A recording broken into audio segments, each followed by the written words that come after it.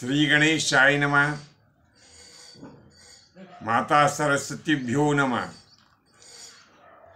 प्रिय बंधुओं, आज हम यहाँ पर यज्ञोपवीत के संबंध में बताने के लिए उपस्थित हुए हैं। जैसा कि हमने पहले भाग में बताया कि यज्ञोपवीत के जो 3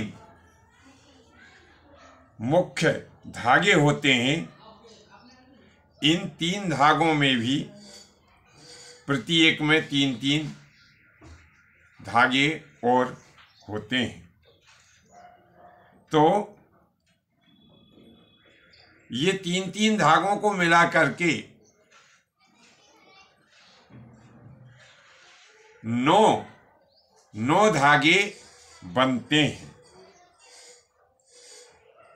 हम पुनः एक बार आपसे अनुरोध कर लेते हैं कि यदि आपने हमारा चैनल लाइक, सब्सक्राइब और शेयर नहीं किया हो तो आप बेल आइकन दबाएं, चैनल की सदस्यता लें, ताकि आपको ऐसे अन्य और वीडियो भी प्राप्त हो सकें। तो मैं इन 9 तारों यानी 9 धागों का भी जो विशेष मतलब होता है वो मैं आप लोगों को समझाने की कोशिश कर रहा हूं। अब यज्ञोपवीत में 9 धागे क्यों होते हैं कि 9 का अंक जो होता है सनातन धर्म में पूर्ण अंक माना जाता है। इसे हम इस प्रकार से समझ सकते हैं। हम जब 9 का पहाड़ा पढ़ते हैं तो इसमें 9 एकम 9, तो इसका योग किया तो 9 हुआ। फिर 9 दूनी 18, 8 और 1 9 हुआ।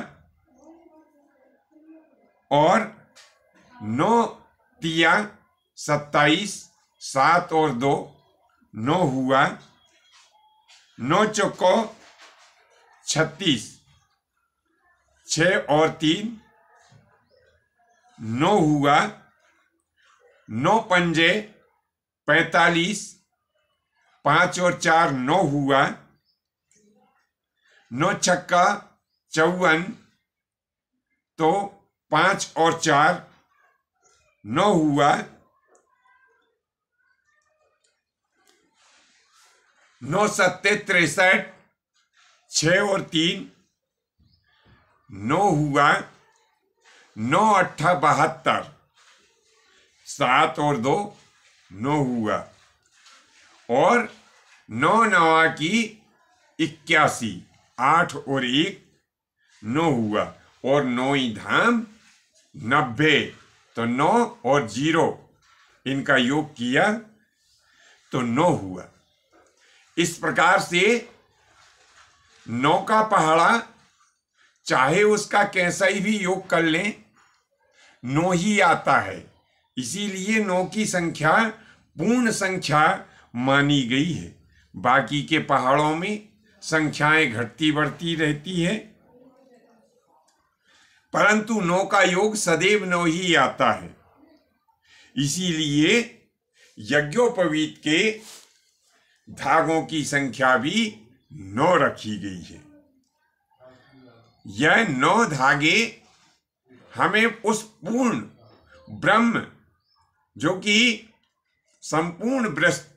संपूर्ण सृष्टि के जो कि अखिल विश्व ब्रह्मांड नायक हैं, जो कि पार ब्रह्म परमेश्वर हैं, ये 9 धागे हमें उनकी याद दिलाते रहते हैं और ये प्रेरणा देते हैं कि जो यज्ञोपवीतधारी व्यक्ति है उसे उस सनातन ब्रह्म का चिंतन करते रहना चाहिए।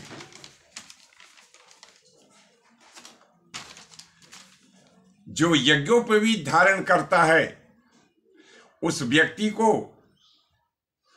ये सूत्र सदैव अपने हृदय में बिठा लेना चाहिए कि ब्रह्म सत्यम जगत मिथ्या।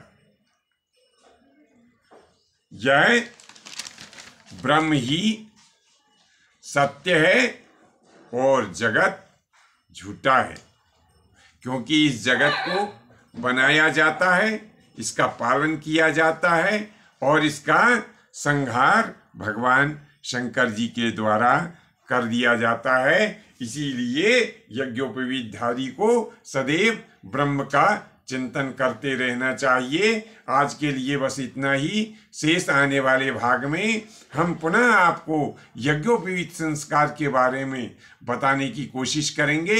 यदि आप ज्योतिष संबंधी कोई प्रश्न पूछना चाहते हैं तो नीचे कमेंट्स बॉक्स में लिखने का कष्ट करें, उसका निःशुल्क यथोचित उत्तर आपको दिया जाएगा। धन्यवाद। जय माता जी की, जय परशुराम जी की।